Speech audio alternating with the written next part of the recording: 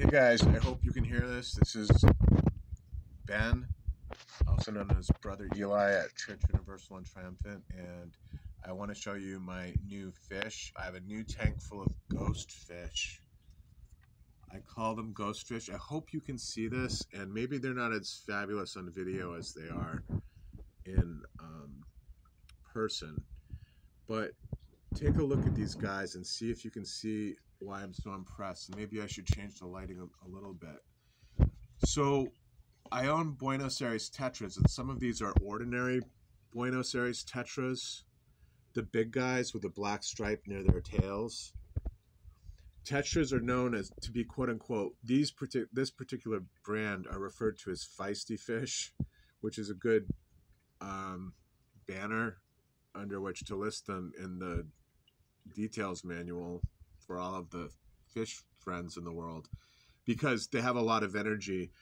They tend to be semi-aggressive, but really they're a lot less aggressive when they're shoaling, which is what they're doing right now as they're in a school. But see that they also have smaller fish, and these are albinos. That's why I'm calling them ghost fish, is because they're the same breed, but they're entirely white without pigment. And I thought when I bought them at first, well, am I doing myself a favor by not beautifying my tank? Which didn't seem particularly fair to the ghost fish, because all animals are wonderful regardless of their color. But they're known to have no pigment, and that they're gorgeous, beautiful, wonderful fish. Look at how graceful they swim. And I'm trying to see if you can maybe get the full effect. That's my shark. I'll talk to you about him in a bit. He is genetically modified, if you can believe that, which I'm still having a hard time wrapping my mind around, the reality of the fact that this guy is a glo-fish shark, but he was lab created like a little Frankenstein monster. And he's a wonderful fish, but he's the most aggressive of all of the fish that I own. He's even more, he's not a quote unquote killer fish, but he is a top fish where he needs to be dominant, basically. But he will learn to submit and has adjusted to this new situation by his own volition. But check out these beautiful little tiny white fish, and they have got these gorgeous pink eyes. They all have the same color. It's like a pink or reddish eye, entirely different from their regular counterparts. See, if I pull back a little bit and I turn this off, maybe you'll get it better. These are Amazonian swords. They grow naturally in the Amazon. They're live plants. This is Genghis Khan, and this is Amazonia. There's been some quote-unquote damage. I'm not going to complain about it, though, because they've been food for Shah Jahan, the shark. You see kind of they're missing pigment, and they're parts of the leaves of the leaf system that's entirely translucent, and that's from his nibbling at them. They're still alive and green and in good, fairly good condition. Look at that beautiful little white baby. Just a little wee thing. I wonder if it'll come out where you can see his little eye. But look at how they swim in formation. Just wonderful. Until yesterday, I only had the little shark man and one of these guys, one of the regular Buenos Aires Tetras. They're all Buenos Aires Tetras. They grow naturally in Brazil. In the wild. The albino ones are comparatively difficult to find because they're not as popular as the standard ones. And there's a certain niche of us who really like the raising and dealing with tetras. And I've really enjoyed my tetras. They have a lot of personality. And wanted to give you a little, I don't know if you'll be able to see my catfish in the dirty little tank over there, because there's an algae infiltration. This one's nice and clean because I just did it. But there's Shah Jahan in action, okay, when I talk online. And he's got a huge amount of character. He will hang out with me for hours at a time when I'm writing on my computer. I'll put my laptop up against this particular tank and just sit, and he'll pick a corner where he can see me the entire time and just put his eyeball on me and watch me the entire time that I'm writing and keep me company. He gets to be, you know what I said before, that he's kind of going after one of them now. He's exhibiting dominance, but he's funny because he's expressive, and he knows when he's done something wrong, like a little dog, if you can believe that. It's really true. They start to pay attention to you after a while, and they start to get to know their owners and their voice and preferences. They're really amazing creatures. These aren't, you know, dumb animals. They're God's animals, God's gift. They have, you know, undine spirits, and they're wonderful creatures. I'll show you. Let's see if we have. You'll have to forgive the condition of my place because I've been doing some rearranging. Let's see if he's awake. He's not awake, but that's where he's sleeping. That's the Syrian hamster that grows wild in Syria, in the Syrian desert. And he's about the size of a chipmunk, and I get to pick him up and hold him to my heart every day. And this cage is okay, but not particularly secure, and I can show you why for people who are interested in knowing why I would like to raise money to buy a 40-gallon tank for him. If you're interested in donating to the ashram, that would be a great way to start. He has filled his wheel with all the paper that I put in. I'm laughing. I did not do this. This wheel is now full of shredded paper. I don't know why. Yesterday I put in not toilet paper. I put in paper towels in the cage so that he could take them up and make a nest. And what did he do? He removed every last shred of paper towel. This is all processed commercial paper, no paper towel there, and put it in the wheel. That was his solution. He's probably, and he's got a chew stick in there as well. So this thing is basically useless at this point as far as it working as a wheel operationally. I've got to fix that. It's also not big enough. But the problem you have with these critter trails, which is by KT, I like this tubing in that it's fun for them because they like to burrow, and it's fun for the owner, but it helps improve their enrichment. Hamsters need what's known as enrichment. But there are lots of ways for them to escape. Like this comes off really easily. These become detached. I've come over before and had this entirely open and have found him outside of his cage with this entirely detached and gone, or it being disconnected from here. And when I clean this, you know, I pull this out from that juncture, and it's just not that secure. But these are also not secure. Right now they are, but the problem is it's really easy to forget. So I worry about kids working with this thing, because watch, you can go to feed the animal and then put the food in and then put the cage down. And if you're not careful, he will come up and scale the bars and push himself out exactly like that. Why? Because you didn't secure the top of it. It needs to latch close, and it's a super easy thing to forget to do. And I guarantee you that everybody who owns this or buys it and uses it for their hamster, one point or another, do this, feed the animal, go away, and come back with the hamster out of the cage because it doesn't latch properly. It should come with a warning of some kind. And then it's a similar situation here. This is easy not to close all the way, and it's an easy way for them to get out. It has to latch entirely. If you latch it, it's secure here, but it's not really secure at the junctures of the tubing. See this? This is called the lazy lookout. It's the lazy lookout tower. He sleeps in it. He does just about everything in it. He brings his food to it. He ferries up, vegetables, pieces of cucumber. I have to clean it out periodically because it gets to be like a little hamster stew of cucumber and like little pieces of, you know, aging parsley and whatever else I'm feeding them, carrots and stuff. So it does have to be cleaned out. But look at all the rubber bands I had to put on it. There are, I think, 5 or 6 rubber bands to keep it, and I'll show you, it's secure right now. But what they want to do at Katie is sell it to you like this, and I think you might be waking up. I'll have to be gentle. Hang on. I'm taking the rubber bands off of the thing to show you what they think is a secure top, which I find entirely problematic, needless to say.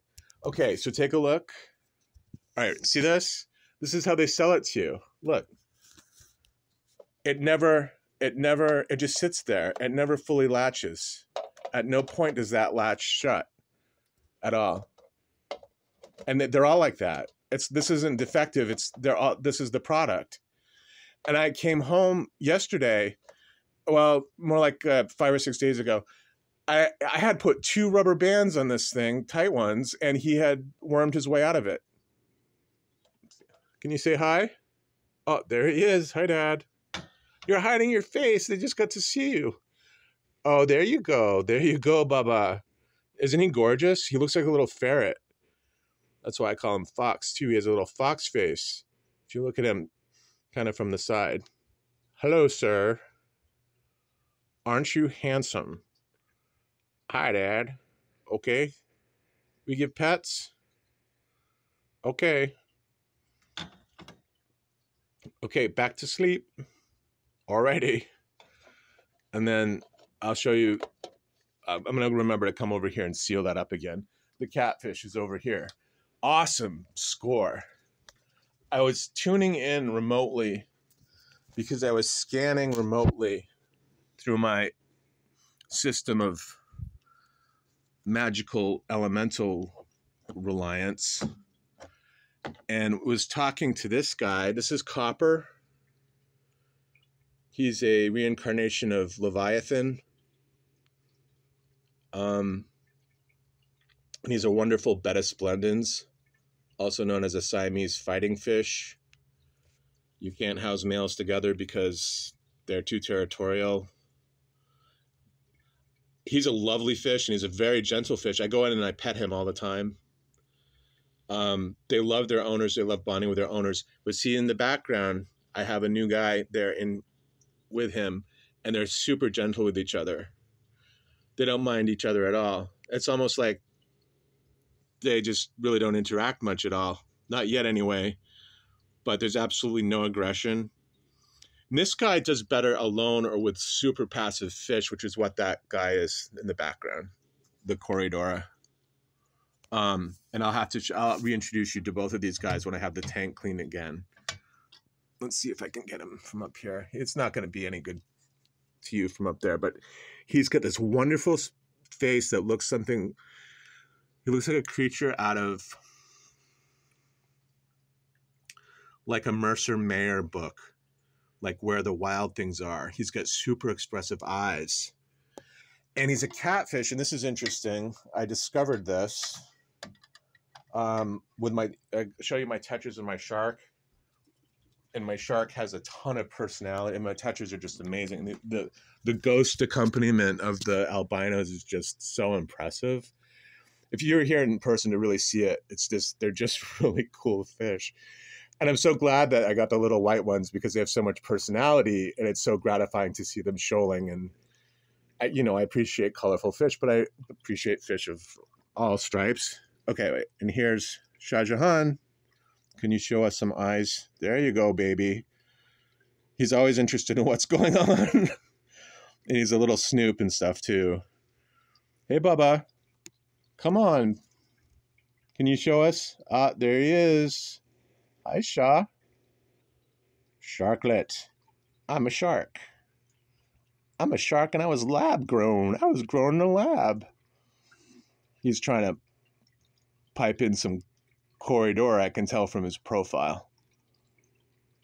He's trying to make himself to be a little mutable catfish.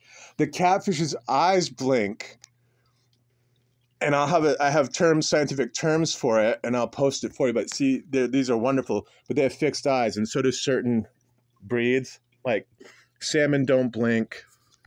I don't think bass blink. Tons and tons of fish don't blink. The Cory, the catfishes blink. They have little blinking eyes, like something you'd see in a Pixar film or something. I'll have to give you guys some shots on a better camera once I get professionally set up. These are amazing, amazing fish.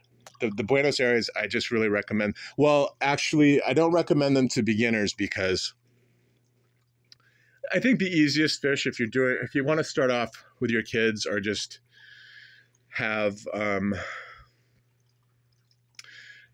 pretty easy go at establishing a tank in your apartment, because there's so much joy and it's so rewarding to keep if you're able to do it and if you're committed to it.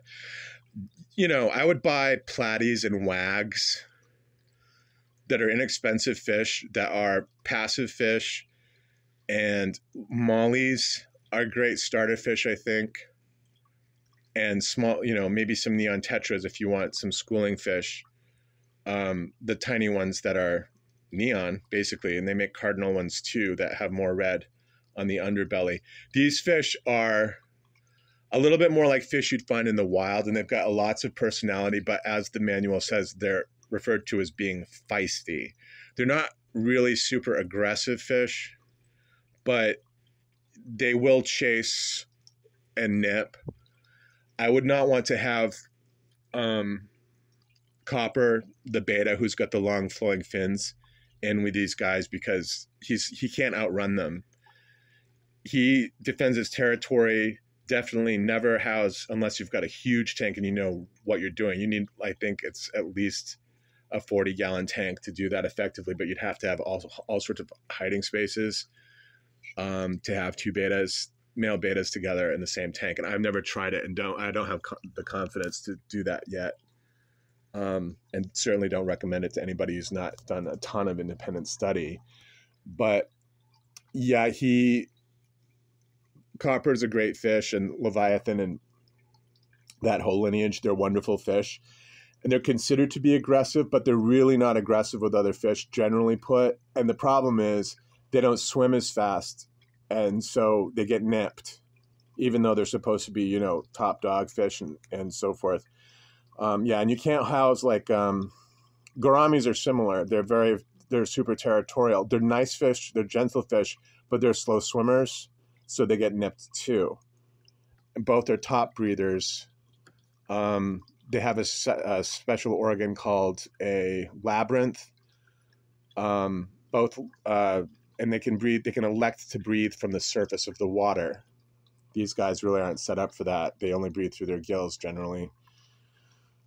Sometimes if you see a wag or a molly or something breathing at the surface of the water, they're not equipped with a labyrinth, and it really means that your water isn't properly aerated, or there's some other problem with water quality. So you want to be vigilant. Yeah, they just moved so amazingly. Yeah, see the damage to the plant, the poor guy. And I hope he makes it. I think that he'll just be fine. But look at all that's like. There's no chlorophyll or anything in that part of the leaf left, because he just went through and basically desiccated the plant. Little monster, right? There he is. Micro jaws. He's a sweetie. The video doesn't do him justice, but you can kind of get a sense of what he's all about.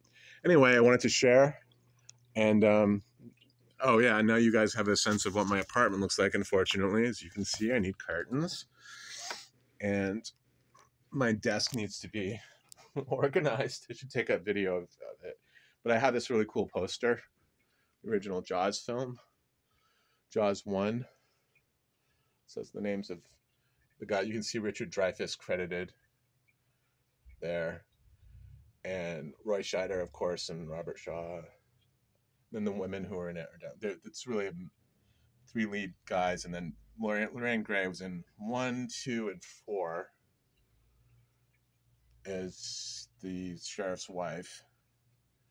3 is something kind of 3 is kind of off of the charts of everybody's understanding, because first of all, it was 3D, and it really didn't follow the Amity Island storyline.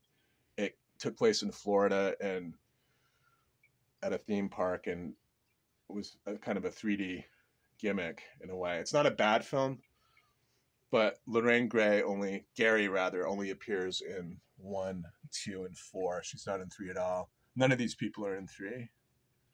I like Murray Hamilton in it too. Okay, so that's what's going on, you guys. Gonna clean this, and because I need to even reintroduce myself to him, because I haven't had a clear shot. I can see parts of him. There he is. He's got a cool face. They're super gentle fish, and they're recommended as tank mates for the bettas. My problem is that this tank is a 5-gallon. It's a little too small for a catfish, so I'm gonna have to make some alternative arrangements at some point. But say hi, Copper. Copper, you keep taking little sips of air? You like your tank friend? All right, Cops. Okay, Copper, sir. You showing your dolphin head? He's got a little seal head that he shows, right? He's the little Andre the Seal. Okay, guys. Love you all. And, yeah, peace out. Look at these groovy guys.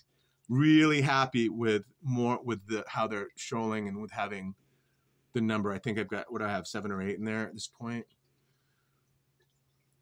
I have, I think, 8 total. I have 5 ghosts, 5 albinos, and 3 full-size tetras and 1 shark in that tank. All right, I'm going to see if I can post this. Chat later.